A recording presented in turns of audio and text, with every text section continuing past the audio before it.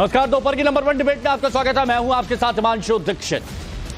College में अनुशासन जरूरी है या फिर हिजाब? क्या छात्राओं को मोहरा बनाकर एक बार फिर हिजाब के बहाने माहौल खराब करने की कोशिश की जा रही है? देखिए, यह सवाल इसीलिए क्योंकि मुंबई के 2 कॉलेजों में ड्रेस कोड लागू किया और क्लासरूम में हिजाब, नकाब, बुर्का, टोपी पहनने पर रोक लगाई। कॉलेज के इस फैसले के खिलाफ 9 लड़कियां हाईकोर्ट पहुंच गई, छात्राएं हाईकोर्ट पहुंची और हाईकोर्ट में मामले की सुनवाई हो चुकी है। अब कोर्ट 26 जून को फैसला सुनाएगा। लेकिन सवाल है कि अगर कॉलेज में सभी छात्रों के लिए, सभी छात्र, उनके लिए अगर एक जैसे ड्रेस कोड की बात की जा रही है तो फिर उसे धार्मिक रंग देने की जरूरत क्या है?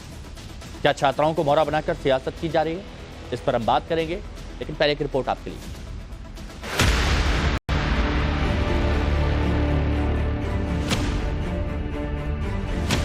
कॉलेज में हिजाब पहनने को लेकर एक बार फिर नया विवाद सामने आ गया है। इस बार हिजाब को लेकर चिंगारी मुंबई से उठी है।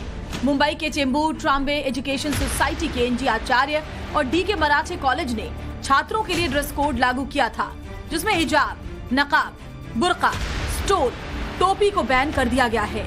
कॉलेज के ड्रेस कोड लागू करने के बाद 9 छात्राओं ने हाईकोर्ट का दरवाजा खटखटाया और फैसले को हाईकोर्ट में चुनौती दी। छात्राओं का कहना है कि ये पाबंदी उनके धर्म का पालन करने के मौलिक अधिकार का उल्लंघन है। वहीं कॉलेज की दलील है कि किसी एक धर्म के लिए नियम नहीं है, बल्कि सभी धर्मों के लिए लागू किया गया है। छात्राओं की दलील है कि ये पाबंदी उनके राइट टू चॉइस के खिलाफ है, जबकि कॉलेज का कहना है कि ड्रेस कोड के लिए फैसला लिया गया है। छात्राओं का कहना है कि कॉलेज ने मनमाने और गलत तरीके से नियम को लागू किया। कॉलेज की दलील है कि क्लासरूम में सभी के लिए ड्रेस कोड के लिए नियम लागू किए गए हैं। मेरे ख्याल से तो किस हद तक सही नहीं है, क्योंकि हम ये बचपन से, जब से 8 से हम आए हैं तो हम नकाब पहनते आए। अब डिग्री कॉलेजेस में से तो हमने देखे ही नहीं है ना कि पहन सकते हैं, ड्रेस कोड है कुछ ऐसे। हमारे FY हम लोग पढ़े, फर्स्ट ईयर पढ़े, अब सेकेंड ईयर में डायरेक्ट लगा दिया। हम कॉलेज कौन सा कॉलेज ढूंढेंगे? अब हम लोग पहनते हैं तो कैसे उसको उतार सकते हैं? हम लोग के खिलाफ है, हम लोग ऐसे नहीं आ सकते बिना नकाब। पहली बात तो ये कि सब बच्चे जो ड्रेस कोड के बारे में बता रहे वैसे तो सब पहनते हैं ना, बस हम लोग नकाब पहनते तो हम लोग पे डायरेक्ट टारगेट है, क्योंकि हम लोग नकाब पहनते तो वो चाह रहे कि हम भी वैसे ड्रेस पहने। हमारी चॉइस है ना, हमको जो चाहे हम पहनना चाहे वो पहन सकते हैं। और आप क्या कहेंगे? एक्चुअली आप कुछ भी पहन के लाओ जिसमें आप कंफर्टेबल हो, तो हम इसमें कंफर्टेबल है तो इसमें कोई मुद्दा ही नहीं बनता। कंफर्टेबल हो, आप हो रहे हो तो आप पहन के आओ। ये जो था हम लोग को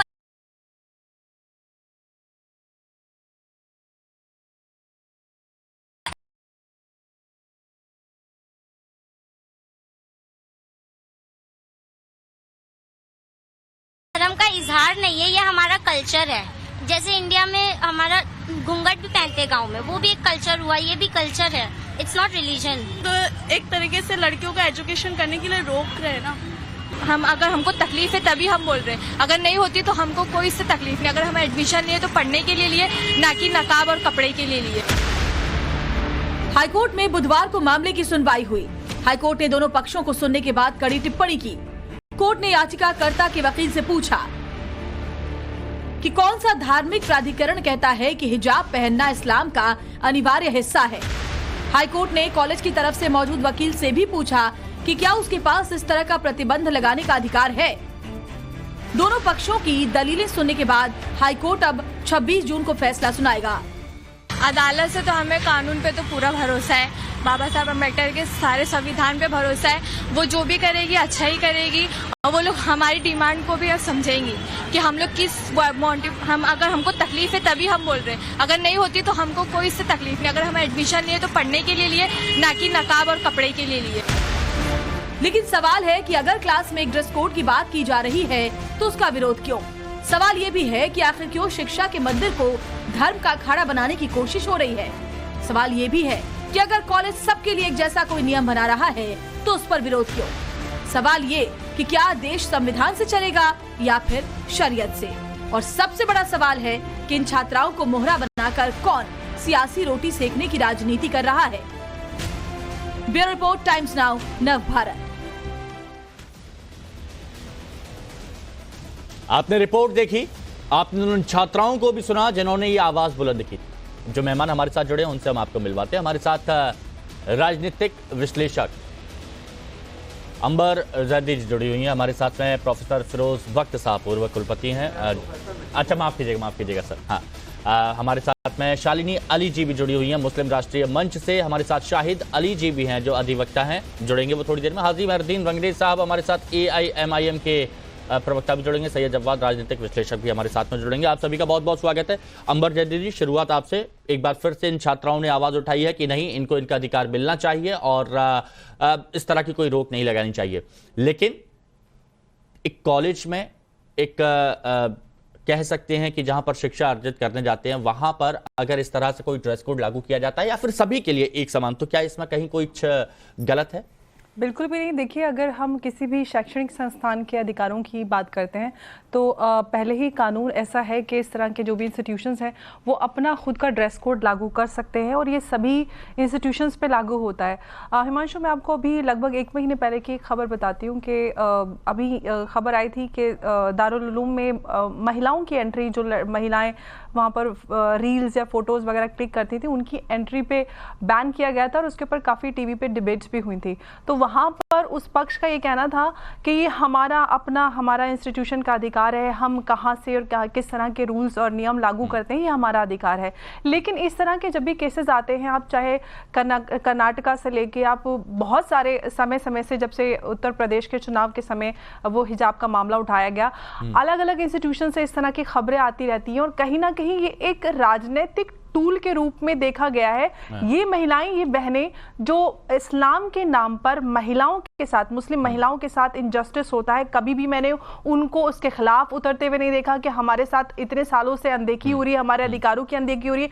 वहां पर ये महिलाएं कभी उतर के नहीं आती। 96 लड़कियों में से सिर्फ 6 लड़कियों को एतराज है कि हमें हमारा जो कल्चर है उसको फॉलो करने देने दिया जाए। सबसे पहली बात तो बुर्का भारत का कल्चर नहीं है। बुर्का, अबाया, हिजाब ये सब अरेबियन सभ्यता का हिस्सा है। हमारा कल्चर जरूर चुन्नी और एक आंचल हो सकता है, लेकिन हिजाब, अगर आप उसको कहें घूंघट है, तो घूंघट भी हमारे यहाँ जो इन्वेडर्स आए उनके बाद इस तरह की प्रथा हमारे देश में आई। तो कुप्रथा, चाहे बुर्का हो या फिर आंचल, क्या बोलते हैं, घूंघट हो, इस तरह की किसी भी कुप्रथा को हम जस्टिफाइड नहीं ठहरा सकते। और खास तौर से जो इस्लामिक इस तरह के इंस्टीट्यूशन है, शैक्षणिक संस्थान, वहां पर आप अपना कल्चर हो या धर्म हो उसको घर पर रख के आए। जो एक यूनिफॉर्म है उसको फॉलो करना हर एक पे लागू होता है। ठीक है, सही है। जव्वाद बात कुछ कहना चाह रहे हैं? जव्वाद भाई बताइए, शैक्षणिक संस्थाओं में धार्मिक आस्थाओं का इन्वॉल्वमेंट सही है या नहीं? नहीं, पहले तो अंबर की बात से मैं थोड़ी सी नाइत्तेफाकी जाहिर करता हूं। बच्चों की तालीम जरूरी है और महिलाओं की तालीम जरूरी है। आप जो है हिजाब में, बुर्के में बच्चों की तालीम से, आज हिजाब पहन करके जो है लड़कियां हवाई जहाज उड़ा रही हैं, बड़ी बड़ी जगहों पर पोस्ट पर बैठी हुई हैं, तमाम एजुकेशन हासिल करके जो है वो पूरे विश्व के अंदर जो है अपनी बात रख रही हैं और ये तमाम चीजें हैं। लेकिन आप ये कह रहे हैं कि तालीम से दूर रखना चाहिए, तो मैं इसके बिल्कुल भी फेवर में नहीं हूं। जवाब, आप सीधे सीधे मेरे शब्दों को आपने तोड़ मरोड़ के प्रेजेंट किया। मैंने ऐसा नहीं कहा कि महिलाओं को शिक्षा से दूर रखा जाए। आप ये बताएं, मदरसे में जो बच्चों के फीमेल मदरसे होते हैं वहां पर लड़कियों को जबरदस्ती बुर्का उड़ाया जाता है, यहाँ तक कि दस्ताने भी पहनाए जाते हैं और उनकी आंखें जो खुली होती हैं उस पर भी जाली चढ़ाई जाती है। क्या वहां पर भी जो दूसरी लड़कियां जो बुर्का नहीं पहनना चाहती उनको एंट्री मिलती है, उनको इजाजत मिलती है? तो जो इस तरह के आप ये यहाँ पे कुतर्क कर रहे हैं ना, तो उसको आप अपने पास रखिए। आप फैक्ट्स पे और एक सही बहस कीजिए। ठीक है। कर्नाटक का जो हिजाब का मामला था उसमें सुप्रीम कोर्ट के 2 जजों की राय आपस में बटी हुई थी। जस्टिस गुप्ता जी की और जस्टिस धूलिया जी की, दोनों की राय बटी हुई थी। एक ने खारिज कर दिया था, एक और कर्नाटक हाईकोर्ट का फैसला क्या था? और अरे सुप्रीम कोर्ट का फैसला देखिए ना। सुप्रीम कोर्ट ने क्या ये माना कि हिजाब इस्लाम का एसेंशियल हिस्सा है? नहीं माना ना। तो आप क्या कहना चाहते हैं कि जो चीज इस्लाम का हिस्सा नहीं है उसको भी आप अपनी राजनीति के लिए महिलाओं पे, भारतीय जो एक संस्कृति है उस पर थोपना चाहते हैं? ये जबरन आप जो यहाँ पर एक कुप्रथा को लागू करना चाहते हैं। आप महिला अधिकार की बात कीजिए, महिला शिक्षा की बात कीजिए।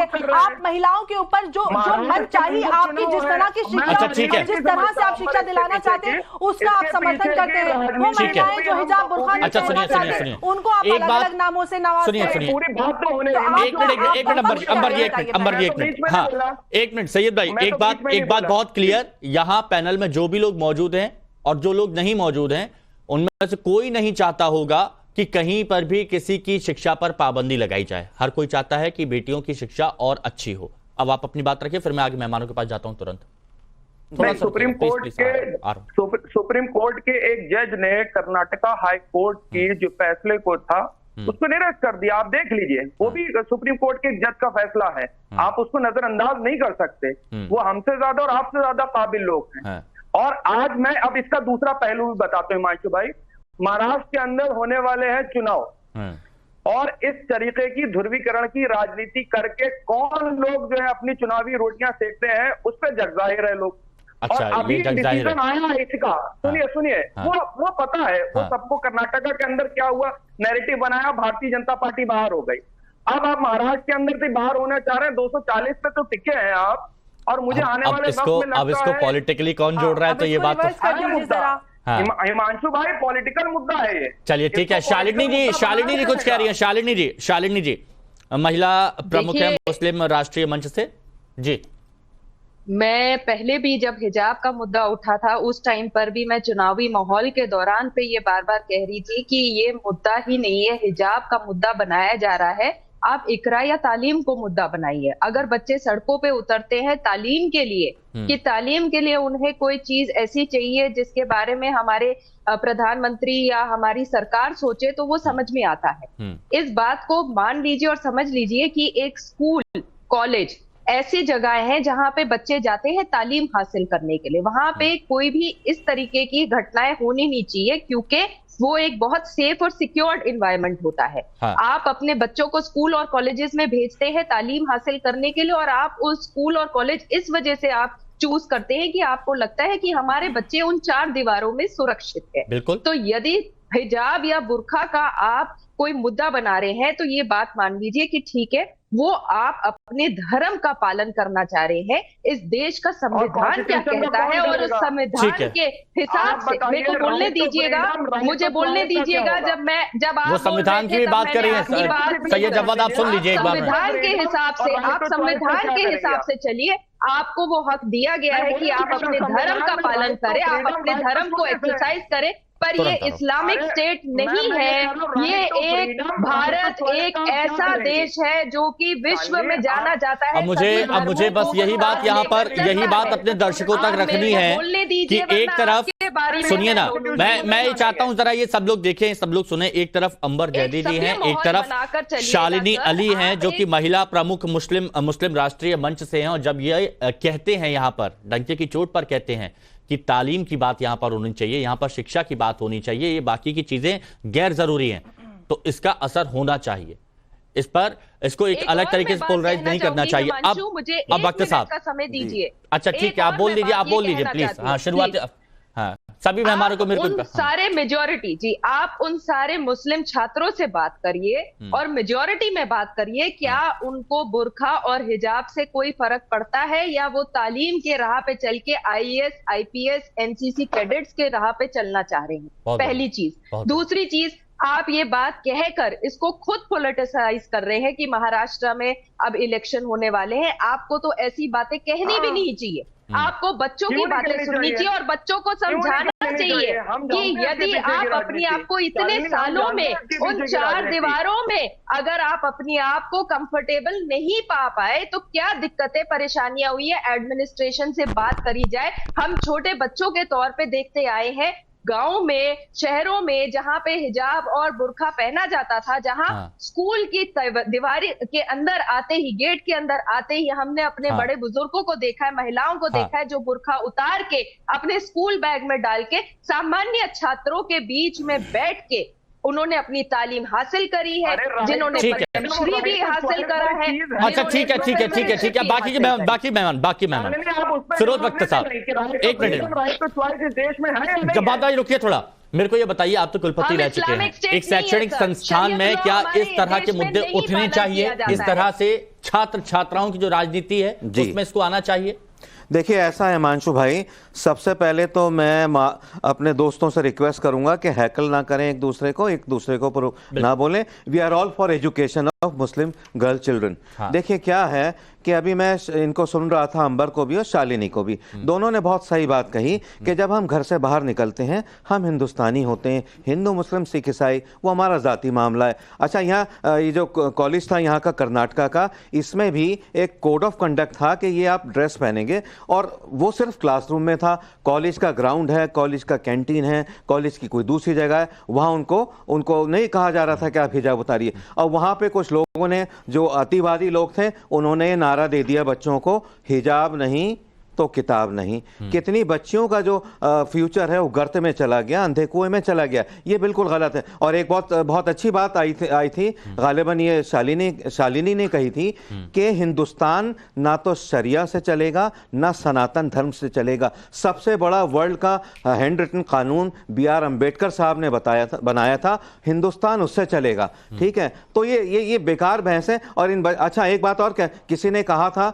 पता नहीं किसने कहा था, हमारे भाई जवाद ने कहा था कि हमारी बच्चियां एरोप्लेन्स चला रही हैं, इंजीनियर्स हैं, डॉक्टर्स हैं, वो हिजाब पहन के। बिल्कुल सही बात है, लेकिन एक बात और बता दूं, फातिमा बीवी हमारी पहली जो मुस्लिम चीफ जस्टिस थी, वो भी जब जाती थी वो हिजाब पहनती थी, बुर्का पहनती थी, लेकिन जब वो सीट ऑफ जजमेंट पे जाती थी, कुर्सी पे, वो अपना हिजाब उतार लेती थी। जो कोड ऑफ कंडक्ट है मानना पड़ेगा। बच्चियों की जिंदगियों को खराब नहीं करना चाहिए। तालीम हमारी रीढ़ की हड्डी है, और कुरान के अंदर एक मिनट जवाब, prophet Mohammed peace be upon him, आपने कहा था लड़के और लड़कियों की तालीम बराबर है। तो हिजाब का, और हिजाब बिल्कुल सही कहा अंबर ने, it is not the essential part of Islam. और हिजाब क्या, बुर्के का नहीं है, अबाया का नहीं है। हिजाब जो है वो अंदर की शर्म है, अंदर की हया है। बुर्का पहन के भी आप कुछ भी कर लें, कहीं भी कोई भी गलत काम कर लें, और बुर्का ना पहन के आप अच्छे काम करें। तो हिजाब को इशू नहीं बनाना चाहिए। 10 सेकंड में मेरा जवाब देती। अब आपने अभी जो है संविधान की बात करी, तो इसी संविधान के अंदर राइट टू फ्रीडम है, राइट टू चॉइस है, उसका क्या करेंगे आप? नहीं, राइट टू चॉइस है, बिल्कुल है। क्लासरूम में हिजाब उतार दी है, क्लासरूम के बाहर घर जाना हो, रोड पे हो, कहीं हो, कैंटीन में हो, पहन लीजिए हिजाब। एक करके प्लीज। एजुकेशन अगर कोई हिजाब पहन करके या अपनी जो है प्रैक्टिस करके जो है, देखिए अगर एजुकेशन, देखिए मेरा ये मानना है कि ये कहा जाता है कि विद्यार्थी विद्या अर्जित करने जाते हैं, वो भी एक मंदिर है। सुनिए, मेरी एक छोटी सी मेरा एक मानना है ये है कि जैसे मंदिर और मस्जिदों के लिए एक अलग अलग एक तरीका रहता है, वैसे ही चाहे कोई भी इंस्टीट्यूशन हो, वो छात्र के लिए एक मंदिर की तरह है, या फिर एक इकाई जहां शिक्षा आप अर्जित करने जाते हैं, वो भी एक स्थल ऐसा ही है।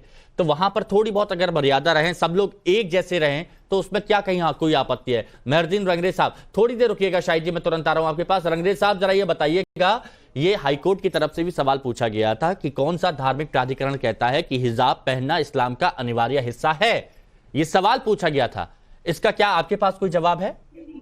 देखिए हिमांशु भाई, हम हिजाब का जो है समर्थन करते हैं। हिजाब अगर कोई पहनना चाहता है तो उसको पहनने की पूरी आजादी हमारा जो देश का संविधान है वो देता है। ठीक है। और ये जो बार बार ये जहां पर भी भाजपा की सरकार है, वो वहां पर इस तरीके की कंट्रोवर्सी पैसे जो है एक पैदा करते हैं, जिससे उनका स्कूल कॉलेजेस को इससे दूर रखा जा सकता है कि नहीं रंगरेज भाई? अरे सर, मैं सुनिए, जितने भी आरएसएस के लोग हैं वही वीसी बने बैठे हैं, पूरे देश के संस्थानों पर कब्जा करे बैठे हैं।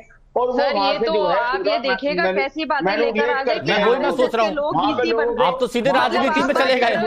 अभी एनसीईआरटी का भी आपने देखा होगा। मैंने बहुत स्पष्ट लहजे में आपसे पूछा, स्पष्ट शब्दों में पूछा, क्या स्कूल कॉलेजेस में इस तरह की राजनीति होनी चाहिए या फिर इस तरह का माहौल होना चाहिए कि नहीं हम तो बुर्का पहनेंगे? मैं रंगरेज साहब से पूछना चाहता हूँ, उसके बाद शाहिद जी के पास आ रहा हूँ।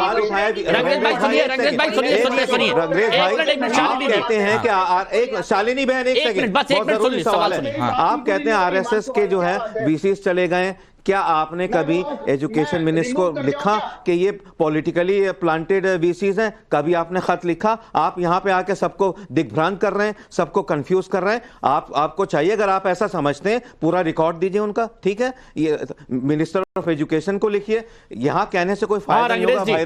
रंगरेज जी बोलिए।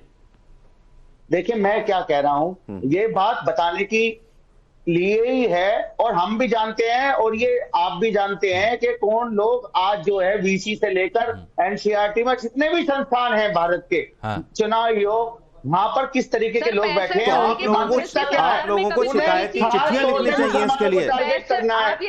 अगर पॉलिटिकली प्लांटेड है तो आप चुप क्यों बैठे हैं? इसको मुसलमान से देखिए, इसको मुसलमान एक मिनट मुझे लिखने होंगे। मैं यहाँ पर फिर वही बात कर रहा हूँ। देखिए नहीं, रंगरेज भाई AIMIM के प्रवक्ता हैं तो वो इसको हिंदू मुसलमान से जोड़ रहे हैं, लेकिन कॉलेज की तरफ से क्लियर कहा गया था कि मुस्लिम समुदाय को निशाना बनाना हमारा मकसद नहीं था, प्रतिबंध एक समान ड्रेस कोड के लिए था, ये कॉलेज की तरफ से कहा गया था। अब शाहिद जी मैं आपके पास आता हूं, क्योंकि आप अधिवक्ता भी हैं, इसीलिए मैं आपसे और बेहतर तरीके से ये बात जानना चाहता हूं कि कोर्ट की तरफ से जो पूछा गया, जो जिक्र किया गया, जिसमें धर्म के पालन करने के मौलिक अधिकार, निष्ठा के अधिकार की भी बात है, और धार्मिक प्राधिकरण कौन सा कहता है कि हिजाब पहनना बहुत अनिवार्य है, इस पर आपके विचार क्या है एक अधिवक्ता के तौर पर? सर, हमारा देश विभिन्नताओं का देश है, डाइवर्सिटी का देश है। हाँ। प्रकृति का भी नियम है, नेचर का भी नियम है कि डाइवर्सिटी है। पूरी दुनिया में आप देखिए भिन्न भिन्न प्रकार के लोग मिलेंगे, उनके अलग अलग कल्चर है, अलग अलग तरह के कपड़े पहनते हैं, अलग अलग तरीके का खाना खाते हैं, और कमाल की बात यह है कि दुनिया के हर हिस्से ने तरक्की की है। सही है। चांद पे हम तो अब पहुंचे हैं और बिना हिजाब की पाबंदी के पहुंचे हम भी, लेकिन रशिया हमसे पहले पहुंचा, अमेरिका हमसे पहले पहुंचा। उनके कपड़े पहनने के तरीके अलग, उनके खाने के तरीके अलग, अमेरिका के अलग, पूरी दुनिया में अलग अलग तरीके हैं। ये जो तरीकेकारी यहां पे लेके आई जा रही है कि नहीं साहब, ये जो प्रकृति के खिलाफ काम करने वाली बात है कि आप एक ही तरह का कपड़ा कब पहनेंगे, एक ही तरह का खाना खाएंगे, ये संविधान के भी खिलाफ है, प्रकृति के खिलाफ नहीं है। ये किसने बोला? सिर्फ स्कूल कॉलेजेस की बात है, ये किसी ने नहीं कहा। शाहिद जी आप अधिवक्ता है, बैठकर यहाँ पर बोल रहे हैं, किसी ने नहीं कहा। ये इन्होंने कर्नाटका के ये वही अफवाह है। भारत में मुसलमानों पर, ये मुसलमानों से हिजाब और बुर्का पहनने का अधिकार छीना जा रहा है। आप अधिवक्ता होने के बावजूद इस तरह की बात आप अपनी मैं ये कह रहा हूँ, आप अपनी बात रखिए, मैं आपकी बात को सुनूंगा, जनता तक पहुंचाऊंगा। लेकिन अगर आप ये कहेंगे कि एक ही तरह के कपड़े पहनने के लिए कहा जा रहा है, एक ही तरह का खाना खाने के लिए कहा जा रहा है, तो ये गलत है।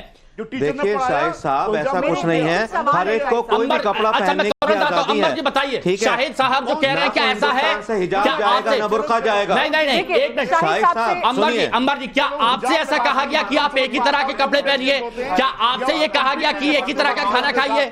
देखिए हिमांशु, मैं आपके सामने बैठी हूँ और अपनी मर्जी के कपड़े यहाँ पर पहने बैठी हूँ। यहाँ पर और भी कई सारे मुसलमान सुनिए क्या कह रही है, अलग अलग रंग के, अलग अलग तरह के कपड़े पहने हुए और अलग अलग तरह के विचार रख रहे हैं। शाहिद साहब एक अधिवक्ता होने के बावजूद इतना बड़ा झूठ राष्ट्रीय चैनल के माध्यम से देश में नफरत फैलाने के मकसद से कर रहे हैं। आप ये बताइए, एक आप अधिवक्ता होने के नाते आपसे मेरा सवाल है, आप ये बताइए कि एक इंस्टीट्यूशन के राइट बड़े होती हैं एक इंडिविजुअल के। आप एक इंडिविजुअल का अधिकार, फ्रीडम ऑफ चॉइस की बात तो इतना जोर लगा के कहते हैं, लेकिन इंस्टीट्यूशन का अधिकार उसको आप कहते हैं कि ऐसे कैसे आप विविधताओं की बात करते हैं? विविधता वहां पर नहीं आती जब आप क्रिमिनल कोड फॉलो करते हैं, विविधता वहां पर नहीं आती। इस्लाम के हिसाब से सारे टैक्स वो ये कह रहे हैं कि आपके सवालों का जवाब नहीं देगी, वो ये कह रहे हैं आपके सवालों का जवाब नहीं देगी। अगर आप झूठ बोलते हैं तो सच का जवाब भी दे दीजिए, आपको झूठ बोलने की इजाजत नहीं मिलेगी। मैं RSS के सवालों का जवाब नहीं दूंगा। बिल्कुल काबिल वकील है, पता चल गया। पर्सनल एक मिनट रुकिए प्लीज। शाहिद भाई सुनिए,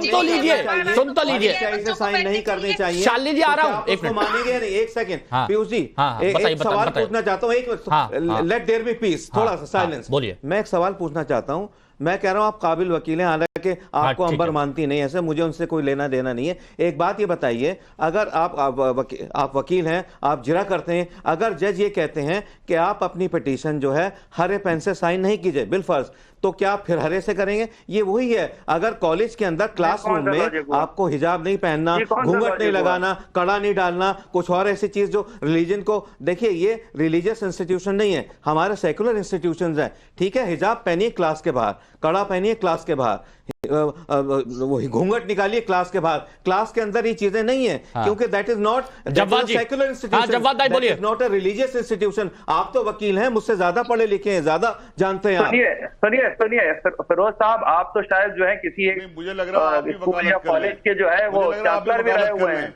आप मुझको ये बताइए, इस देश में आप संविधान की तो बात कर रहे हैं, लेकिन वही संविधान की फ्रीडम ऑफ चॉइस को भी आप नकार रहे हैं। फ्रीडम ऑफ चॉइस का सब जगह एप्लीकेबल होगी, ये बताइए। आप बताइए, आप बता रहे आपके मंदिर में, मस्जिद में हर किसी का अलग अलग। अरे मेरी बात ये देखिए, आपके लिए संविधान बड़ा है। ये सुनिए ना, हमारे लिए संविधान है, और उसी संविधान की तरफ से ये कहा गया है, वही बात की जा रही है। सुन तो लीजिए, वही कहा गया है। अरे वही कह रहे हैं, ना शरिया से चलेगा। मैं शरिया मांगता हूँ और संविधान पर घर पे रखता हूँ उसको, मैं उसको स्टूडियो में नहीं लाता, ठीक है। ना ये किसी हिंदू स्क्रिप्चर से चलेगा, ना मुस्लिम स्क्रिप्चर से चलेगा। मैं फिर बोल रहा हूँ, का सबसे बड़ा और सबसे बेहतरीन कानून है, दुनिया का सबसे अच्छा कानून है, हिंदुस्तान उससे चलेगा। ठीक है, मैं फिर कह रहा हूं कि संविधान सबसे ऊपर रहता है, और इसीलिए कोर्ट की तरफ से यह सवाल पूछा गया, कोर्ट की तरफ से पूछा गया कि धर्म का पालन करने का मौलिक अधिकार, निष्ठा के अधिकार, ये उन्होंने अपनी बात रखी। लेकिन यह भी वहां पर पूछा गया कि कहां पर, कौन से धार्मिक, वहां पर लिखा गया है कि यह बहुत जरूरी है। अगर शिक्षा की बात की जा रही है, अगर शिक्षा की बात कर, हाँ जी हिमांशु भाई, अभी ये जो आचार्य कॉलेज है, कल को इनके अंदर दूसरे इनके जो है हेड आ जाते हैं, वो कहते हैं जरूरत नहीं है, फिर क्या करेंगे आप उसके लिए? आज आकर के कोई शख्स ये कह दे कि आज हिजाब जरूरी है, कल को नहीं है, तो देश का संविधान बड़ा है, जो शख्स किसी एक इंस्टीट्यूशन के अंदर। शालिनी जी प्लीज रिस्पॉन्ड। शालिनी जी एक मिनट, शालिनी जी प्लीज। हाँ शालिनी जी बहुत देर से नहीं, शालिनी जी नहीं, भगत साहब रुकिए, भगत साहब रुकिए। एक बताइए मुझे, वो भी तो अलाउड नहीं है ना जी। शालिनी अली जी सर, दो चीजें हैं जो मैं क्लियर करना चाहती हूँ। मैं पहली बात भूल गए, freedom of choice is not कि मैं जाकर किसी का खून कर दूं। Freedom of choice does not mean कि मैं जाकर अवैध कब्जा कर दूं। Freedom of choice also does not mean कि मैं अपने रिलीजन को उस तरीके से फॉलो करूं जिस तरीके से मैं चाहती हूँ। Freedom of choice does not. आपकी बात रिलेटिव करती है, उनकी बात रिलेटिव नहीं करती है। सुन तो लीजिए एक बार उनको, शालिनी जी को। आप सुन लीजिए ना, मैं आपकी की बात का जवाब दे रही हूँ। आप प्लीज ये गलतफहमियां मत रखिएगा और लोगों को मत कहिए। आप गलत कह रहे हैं। अरे जवाब में तकरीर मत किया करो यार, पॉइंट दिया करो। सुन लो उसको, शालिनी को सुन लो, आपकी बहन है। प्रिंसिपल और पहले उसकी बात को सुन लो Shalini ji. Administrative rules will not change when any VC और प्रिंसिपल कम्स। तीसरी चीज, 60 साल कांग्रेस के राज में क्या कांग्रेस के कोई वीसी नहीं है? आज आप आरएसएस कर रहे हैं, कोई भी काम होता है आप आरएसएस को नाम दे देते हैं, ये गलत बात है। आप अपनी बात रखिए, आप अपने तर्क रखिए। देखो सुनो जवाब साहब, आप लोग आरएसएस को गाली की तरह इस्तेमाल करते हो। आरएसएस जमात इस्लामी जमीयत उलमा हिंद की तरह है। It is just like an organisation, एक डिसिप्लिन्ड ऑर्गेनाइजेशन है। आपसे बनी नहीं ऐसी ऑर्गेनाइजेशन, तो आप चिढ़ते हो इससे, तो मत बनो उसका हिस्सा। हम किसी आरएसएस का, किसी पॉलिटिकल। सैयद जब्बार साहब आप सुनते नहीं है, आप सुनते नहीं है। जब कोई बात कह रहा है, अगर एक मिनट रुकिएगा, जब शालिनी अली जी अपनी बात रख रही हैं तो कुछ तर्क दे रही हैं, उन तर्क को एक बार सुन लीजिए फिर जवाब दीजिए। बीच में अगर काटना है तो आवाज नहीं आ पाएगी।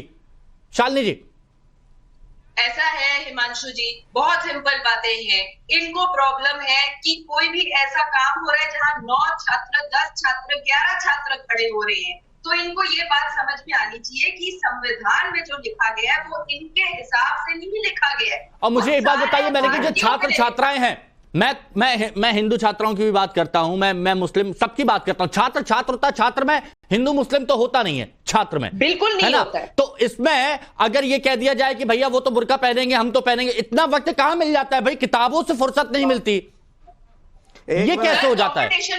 कंपटीशन का जमाना है। एक सवाल मैं पूछ लूं, एक मिनट आप बात पहले प्लीज बात होने दीजिए जवाब साहब से। एक मिनट रुकिए प्लीज। हाँ शालिनी जी, देखिए आज के जमाने में पॉइंट्स और परसेंटेजेस की बात हो रही होती है। बुर्का और हिजाब जो बच्चा पढ़ रहा होता है ना, उसको ये फर्क नहीं पड़ता है कि वो बुर्का पहन के क्लासरूम में बैठे या हिजाब पहन के। मैं इस बात को कायम करते हुए बोल रही हूँ कि मतलब हर कोई अपने हिसाब से अगर चलने लगा तो हिंदू छात्र वो पंडितों वाली वेशभूषा में आ जाएंगे, पंडितों वाली वेशभूषा में आ जाएंगे। इस्लाम के तहत जो शादियां निकाह हो रही होती है, वहां पे बहुत अच्छा बोलते हैं। एक शालिनी, सवाल पूछने दे। एक सवाल पूछ रहा हूं मैं, जवाब आपसे। एक बात बताइए कि अगर हमारी कोई बिरादर वतन, कोई हिंदू बहन क्लास में जाती है और घूंघट निकाल के जाती है, टीका वीका लगा के सब कुछ करके जाती है, तो क्या आप उसको सपोर्ट करोगे क्लासरूम में? ये हाँ या ना का जवाब दे दीजिए। नहीं, अरे शालिनी को बोलने दो, मैं इनका जवाब सुनना चाहता हूँ। हाँ, इनके लिए मुद्दा बनाने अरे शालिनी को बोलने दें।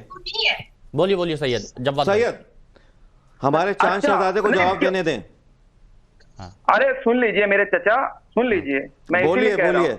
मैं आपके ताया के बराबर हूँ, चाचा नहीं। बोलिए प्लीज। नहीं, आप पूरी बात सुनिए। मैं ये कह रहा हूँ, अगर कोई घूंघट पहन करके भी जाती है और वो अपनी तालीम हासिल करना चाहती है, उसको बिल्कुल हक है। और कोई बुर्के और हिजाब में भी तालीम हासिल करना चाहती है, आपको कवर करता है घूंघट, ब्लैक बोर्ड कैसे देखेगी, टीचर को कैसे समझेगी? ये तो बड़ी अजीब बात कर रहे हैं आप। अच्छा, चित भी मेरी, पट भी मेरी बोल रहे हैं अभी।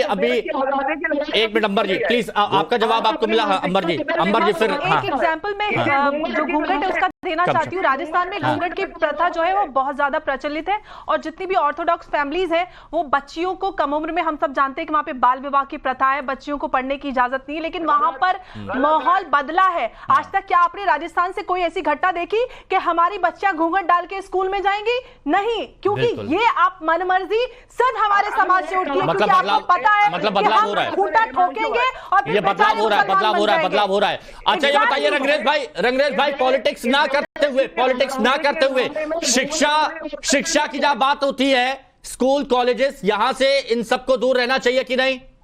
नहीं, बिल्कुल रहना चाहिए, मगर जब बीसी लोग जो वहां पर बैठे हैं, आ जाएंगे बीसी, वो नहीं बिल्कुल, जब वो वहां पर ऐसी कंट्रोवर्सी क्या पूरे देश में, इनसे पूछिए जरा कि वो शिकायत लेकर क्या वीसी गए थे, छात्राएं हैं, छात्राएं गई हैं मुसलमान, आप पोलराइजेशन करने के लिए, मलाई काटने के लिए वोटों की आप जबरदस्ती की बात कर रहे हो। खुद ही बता रहे हैं कि क्या हो रहा है, आप ये भी देख लीजिए, खुद बता रहे हैं कि राजनीति हो रही है। देश समझ रहा है कि आप लोग बार बार लगातार ये पोलराइजेशन की कोशिश करते हैं वोट हासिल करने के लिए। लगातार आपने पिछले चुनाव में भी की, उत्तर प्रदेश के चुनाव के समय में की, आप वो उस वक्त भी। अच्छा, अगर भारी तादाद में जो मुस्लिम बच्चियां हैं, अगर वो मना करती हैं, तो उनके फैसले की भी तो इज्जत करेंगे कि आप नहीं करेंगे? देखिए हिमांशु भाई, मैं एक बार बार कह रहा हूं, हमारी पार्टी का और हमारा जो हमारी बात है वो मैं कह रहा हूं कि हम हिजाब वाली महिला एक दिन इस देश की पीएम भी बनेगी, और हिजाब का हम समर्थन करते हैं। जो हिजाब लगाना चाहती है वो हिजाब पार्टी की प्रेसिडेंट बनवा दीजिए, पहले पार्टी की प्रेसिडेंट बनवा दीजिए, देश का प्रधानमंत्री। बहुत अच्छी बात है, एक मिनट, पार्टी की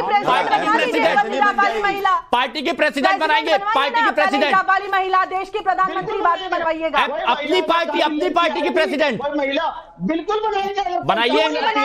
अरे शुरुआत घर से होती है, शुरुआत घर से होती है, शुरुआत घर से करिए।